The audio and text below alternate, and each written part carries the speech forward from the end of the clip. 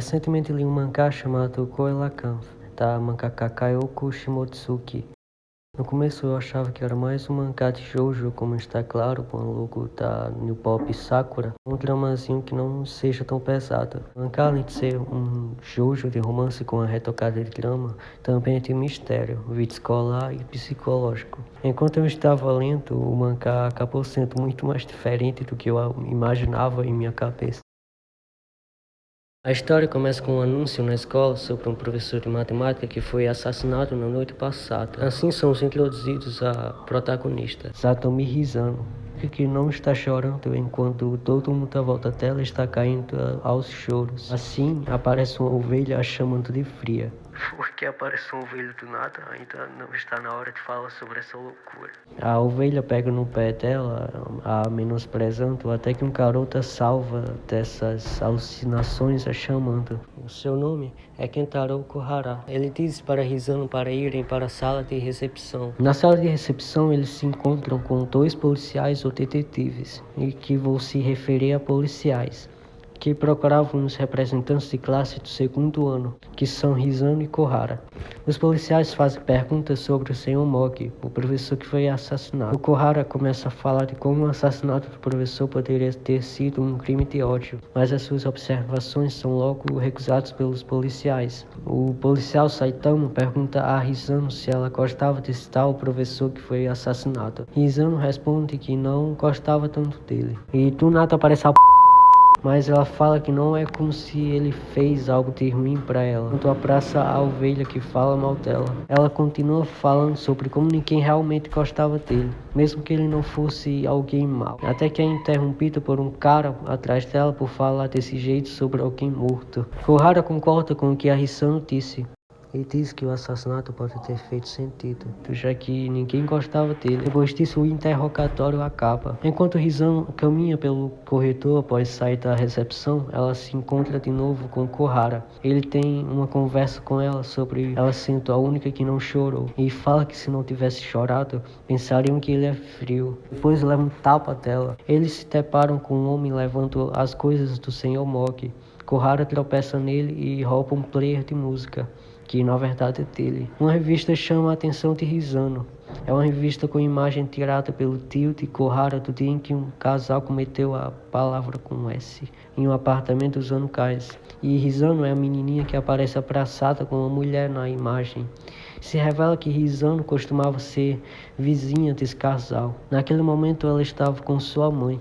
Hisano começa a ter flashbacks de quando criança, dizendo que um menino em uma bicicleta a atropelou e deixou um amuleto cair. Hisano começa a conversar com Kohara sobre seus falecidos pais, que não eram o casal que morreu naquele dia. Hisano fala sobre como ela mora apenas com sua madrasta e os dois filhos dela. De noite, enquanto Hisano dá uma olhada em uma revista que parece ser a mesma na cabine telefônica com sua ovelhinha, pensa se o casal morreu mesmo da palavra com S. Ela se lembra de ter ouvido falarem que provavelmente não foi S. O filho do casal, que tem 10 anos, era um suspeito, pois aparentemente alguém tinha o visto com a roupa coberta de sangue. Hisano se lembra de algo no fundo da sua mente. Uma memória dela quando criança se encontrando com o menino suspeito, gritando que irá matar sua mãe. Hisano pensa sobre como aquele garoto poderia ter sofrido abuso e talvez tenha matado seus pais por isso. Um homem aparece atrás dela, perguntando se poderia usar a cabine. Até que ele diz que consegue ver a ovelha de Hisano. Acontece que a ovelha que Hisano consegue ver nasceu de um desespero em seu coração. Assim essa ovelha menospreza quando em estado de insegurança. O homem pede a ela troco para poder usar a cabine. Ele dá 10 mil ienes pelos 1000 ienes que ela dá. Hisano recusa o dinheiro e derruba a bolsa dele, cheio de dinheiro e objetos. Então ele diz que ela poderia pegar qualquer coisa na bolsa pelo troco. Um peixe com pedras, faltando uma delas, chama a sua atenção. O amuleto de Hisano encaixa perfeitamente nesse peixe. Daí já dá pra saber quem é esse homem todo misterioso. Rizano acaba também recusando pegar algo da bolsa dele. Então ele de repente a beija pelos 1.000 ienes, o que foi praticamente um insédio. Ela fica obviamente brava e assustada com isso e apenas aceita. Ele diz a ela para vir de novo para a cabine para pegar 1.000 ienes que ele deixará na cabine para trocar. Rizano pergunta o seu nome e ele a diz que seu nome é Yanaki Yukinari. No dia seguinte, quando Rizano entra na escola, Rizano se depara com Kohara colocando sua mão com gelo no rosto dela. Ele a leva para um lugar sozinhos na escola e dá seu player de música para Rizano escutar. O que ela escuta no tocador de música é um áudio do professor Mock contratando uma menina de 14 anos para... Você sabe. Então, o Sr. Mock, o professor morto, é aquela palavra com P. Eles decidem mostrar o áudio para uma autoridade. Acabam encontrando o detetive que interrogou eles e mostram o áudio para ele. Em um restaurante, Yanaki Yukinari se encontra com uma mulher que ainda não sabemos nada sobre.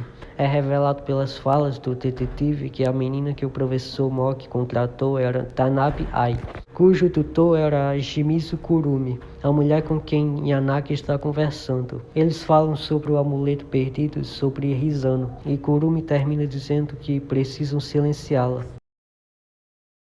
Rizano se arruma para o velório do Sr. Mock. Lá não acontece nada demais. Enquanto Kohara e Rizano estão caminhando de noite, decidem que Kohara pedirá ao seu tio por mais fotos de Rizano e sua mãe. Rizano vai para a cabine esperar por Yanagi. Quando Yanagi aparece, ele dá os 1.000 ienes como prometido, mas na verdade são 5.000 ienes. Yanagi pergunta a Rizano se ela tem troco, mas no momento não. Então ela vai até o seu apartamento para pegar o troco com Yanagi acompanhando. Quando entram, dizem que há uma criança chorando em seu apartamento. Quando Rizano entra, ela vê Yu, um dos filhos da sua madrasta, chorando e chamando por sua mãe. Acontece que a sua mãe achou que Rizano estaria em casa. Depois acontece algumas coisas que eu não quero mencionar. Muito trama que eu com certeza acabarei estragando. Kohara está em uma ligação com seu tio, pedindo a ele pelas fotos. Mas enquanto estava ligando, ele avista Rizano e Yanagi juntos. Ele tenta os acompanhar. Quando Rizano e Yanaki se sentam, Rizano pergunta a ele sobre seu passado. Enquanto a ovelha tenta impedir, já que ele é praticamente um assassino, Yanaki diz que viveu em Saitama. E Yanaki fala que um casal cometeu S com explosão de gás no edifício onde morava, o que parece ser uma mentira.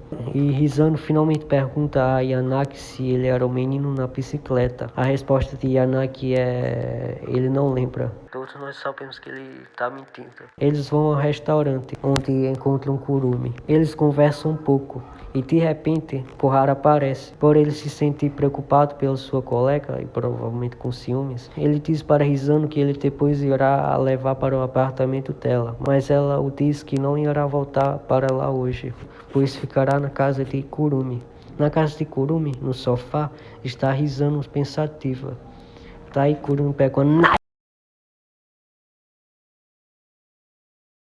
Esse vídeo provavelmente não irá ter uma continuação. Eu fiz ele com a intenção de me adaptar, já que ele foi o primeiro vídeo que eu fiz antes do anterior que postei. E também porque tenho medo de direitos autorais. Colacanf apenas tem 2 volumes.